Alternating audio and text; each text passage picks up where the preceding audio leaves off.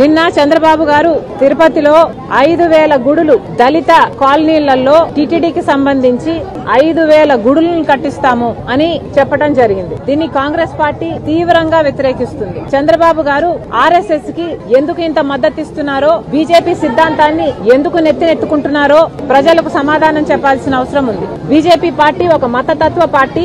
మతం పేరుతో చిచ్చు పెట్టాలి, ఆ మంటలో చలి కాచుకోవాలి. ఇదే బీజేపీకి తెలిసిన రాజకీయం. అలాంటి బీజేపీకి చంద్రబాబు గారు మద్దతు ఇచ్చారు. ఈ రోజు బీజేపీ పార్టీ అధికారంలో ఉంది అంటే చంద్రబాబు గారు ఇచ్చిన మద్దతు వల్లే బీజేపీ అధికారంలో ఉంది. మొన్న కూడా చూసాము, ఈ ఆర్ఎస్ఎస్ సిద్ధాంతం మతము కులము పేరుతో ఈ రైటిస్ట్ విధానాన్ని కాంగ్రెస్ పార్టీ వ్యతిరేకించింది.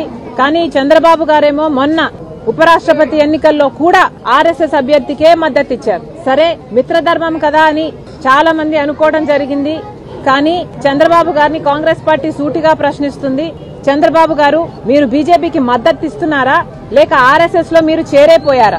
ఈ రోజు చంద్రబాబు గారు ఆర్ఎస్ఎస్ లో చేరినట్టుగా బీజేపీ మనిషిగా మాట్లాడుతున్నారు. 5,000 గుడులు కట్టిస్తారట, దళిత కాలనీలలో 5,000 గుడులు కట్టిస్తారట టీటీడీ తరపున.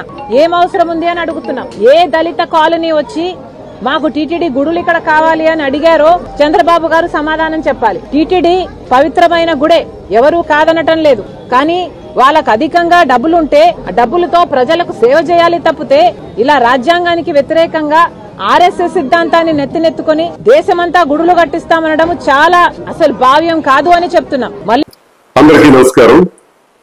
ఇటీవల కాలంలో Congress party PCC president Sharmila గారు చేసినటువంటి వ్యాఖ్యలు ఒక రకంగా చెప్పాలంటే ఆమె ఒక రకమైన దాడి చేస్తున్నారేమో నాకు అనిపిస్తుంది. దీన్ని చాలా తీవ్రంగా ఖండిస్తున్నారు.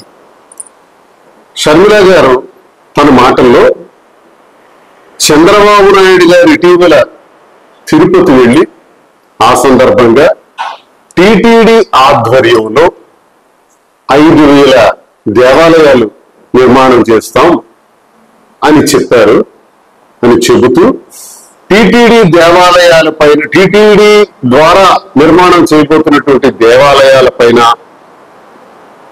ఏ ప్రాంతాల్లో అయితే చేయాలని ప్రభుత్వం అనుకుంటుందో ఆ ప్రాంతాల్లో ఉండే ఎస్సీ ఎస్టీలు బీసీలు అణగారిన వర్గాలని ప్రస్తుతిస్తూ చాలా దుర్మార్గంగా మాట్లాడారు.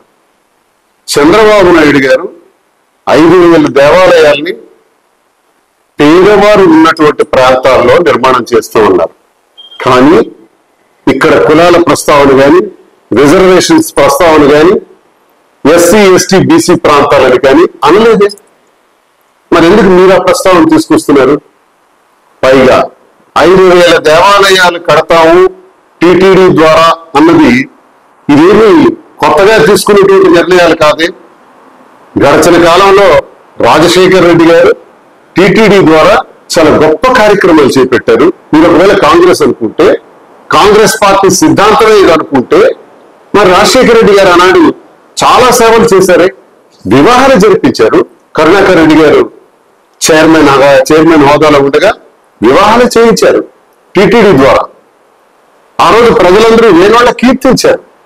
అంతేకాదు, జగన్మోహన్ రెడ్డి గారు కూడా గడిచిన ప్రభుత్వ హయాంలో టీటీడీ ద్వారా చాలా ఆలయాల నిర్మాణాలు చేశారు. టీటీడీ నిధుల్ని చాలా ప్రాంతాల్లో దేవాలయాల నిర్మాణం కోసం ఉపయోగించడం జరిగింది. మరి మీరేంటి కొత్తగా మాట్లాడతారు? గడిచిన కాలంలో చంద్రబాబు నాయుడు గారు చేశారు, ఇప్పుడు చేశారు. మరి ఈ ప్రక్రియ అనేది కంటిన్యూస్ గా జరుగుతున్నటువంటి ప్రక్రియ. దీనికి సంబంధించి టీటీడీ ద్వారా జరుగుతున్నటువంటి దేవాలయాల పైన మీరెవరు మాట్లాడడానికి? అసలు మీకున్నటువంటి అర్హత ఏంటి? బాగా మీకు ఇటీవల కాలంలో చాలా కాంగ్రెస్ పార్టీని మీ కుటుంబ వ్యవహారం కోసం వాడుకున్నారు. మాకు అనవసరం. ఈరోజు కాంగ్రెస్ పార్టీ సిద్ధాంతమా, ఇది మీ సిద్ధాంతమా? ఒకవైపు అనిల్ మత ప్రచారకుడిగా ఉన్నారు. ఆయన మత ప్రచారకుడిగా ఉన్న దానిలో మీరు కూడా చాలా సార్లు చాలా కార్యక్రమాల్లో పాల్గొని మత ప్రచారం చేశారు. చేసుకోండి. హిందూ దేవాలయాల గురించి, తిరుపతి గురించి మీరెవరు మాట్లాడటానికి సూటిగా ప్రశ్నిస్తున్నారు. మా ఇష్టం. 5,000 కాదు, 50,000 ఆలయాల నిర్మాణాలు జరుగుతాయి. ఎంతైనా జరుగుతుంది. మా దేవాలయాలు, మా పవిత్రత, మా హిందూ ధర్మం, ఇవన్నీ కూడా ముందు అందులో భాగంగా ఇవన్నీ ముందుకు వెళ్తాయి. ఇటీవల కాలంలో కులాల్ని రెచ్చగొట్టడం, ఎస్సీ ఎస్టీలు బీసీల పేరుతో ఆ ప్రాంతాల్లో ఈ దేవాలయాలు కట్టాలన్నా ఉండవునా, కడితే మీకు వచ్చిన బాధ ఏంటి? అలాగే కాక టీటీడీ నిధుల గురించి మాట్లాడటం, ఇష్టానుసారంగా మాట్లాడే దాని వెనక మీ ధోరణి వెనక ఏదో మతానికి సంబంధించినటువంటి ఆలోచన కనబడుతుందని, ఆ మతానికి సంబంధించినటువంటి ఆలోచనలో భాగమే విధ్వంసం సృష్టించటానికి, రిలీజియస్ ఫీలింగ్స్ క్రియేట్ చేయటానికి రాజకీయ పార్టీల పేరు వాడుతూ అవసరమైతే బీజేపీ అని చెప్పటం, కూటమి ప్రభుత్వం అని చెప్పటం, ఇవన్నీ రాజకీయంగా వాడుతూ ఎస్సీ ఎస్టీలు బీసీలు అని చెప్పటం ఏంటిది? చూస్తూ ఊరుకుంటాం అనుకుంటున్నారా? మీకు అసలు స్థిరం లేదు. తెలంగాణలో వైఎస్ఆర్ టీపీ అన్నారు, అడ్రస్ లేకుండా పోయింది. తెలంగాణ ప్రజల కోసం అంకితమై ఉంటారని చెప్పారు, అడ్రస్ లేవు, ఆ మాటలకి విలువ లేదు.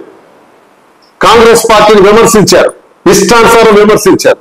అదే కాంగ్రెస్ పార్టీలో పిసిసి ప్రెసిడెంట్ గా ఉన్నారు. ఓకే, ఆంధ్రప్రదేశ్ రాజకీయాలు చేస్తామని ఇక్కడ అక్కడ పార్టీ పెట్టడం ఏంటి, ఇక్కడ రాజకీయాలు చేయటం ఏంటి? సరే, పిసిసి ప్రెసిడెంట్ గా చేస్తే మేము ఏమనుకోవాలి? ఇది మీ వ్యక్తిగత ఆలోచన అనుకోవాలా? వ్యక్తిగతంగా మత విద్వేషాలు రెచ్చగొడటానికి మీరు మాట్లాడుతున్న మాటలు అనుకోవాలా? కుల ప్రస్తావనలు మీరు వ్యక్తిగతంగా తెస్తున్నారు అనుకోవాలా? లేదా కాంగ్రెస్ పార్టీ తాలూకా ఆశయం అనుకోవాలా? నేను కాంగ్రెస్ నుంచి వచ్చిన వాడిని, కాంగ్రెస్ పార్టీ నుంచి పనిచేసిన వాళ్ళని. సెక్యులర్ విధానాల పైన, సెక్యులర్ స్టేట్, సెక్యులర్ లౌకికవాదం పైన కాంగ్రెస్ పార్టీ పనిచేస్తుందని మేము విన్నాం. మీరేంటి కొత్తగా చెప్తున్నారు? మత వివాదాలు సృష్టిస్తున్నారు, కుల వివాదాలు సృష్టిస్తున్నారు.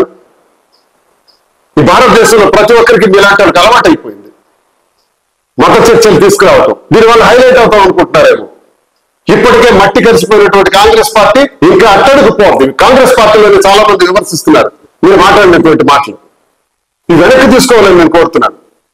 మీరు ఒకవేళ దేవాలయాల పైన, తిరుపతి పైన ఇష్టానుసారంగా మాట్లాడితే ప్రతి ఒక్క హిందూ తాలూకా గుండె మండిపోతుంది. ఇది అందరి తాలూకా వాదన కూడా. ఇది పరమత